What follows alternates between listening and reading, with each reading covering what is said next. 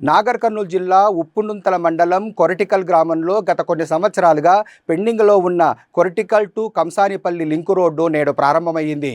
Road నిర్మాణానికి ప్రత్యేక చొరవ తీసుకున్న స్థానిక ఎమ్మెల్యే డాక్టర్ చిక్కుడు వంశీకృష్ణ, కాంగ్రెస్ పార్టీ సీనియర్ నాయకులు డాక్టర్ గోపిరెడ్డి, రఘుపతిరెడ్డి, గోపిరెడ్డి రమాకాంత్ రెడ్డిలకు గ్రామ ప్రజలు ధన్యవాదాలు తెలిపారు.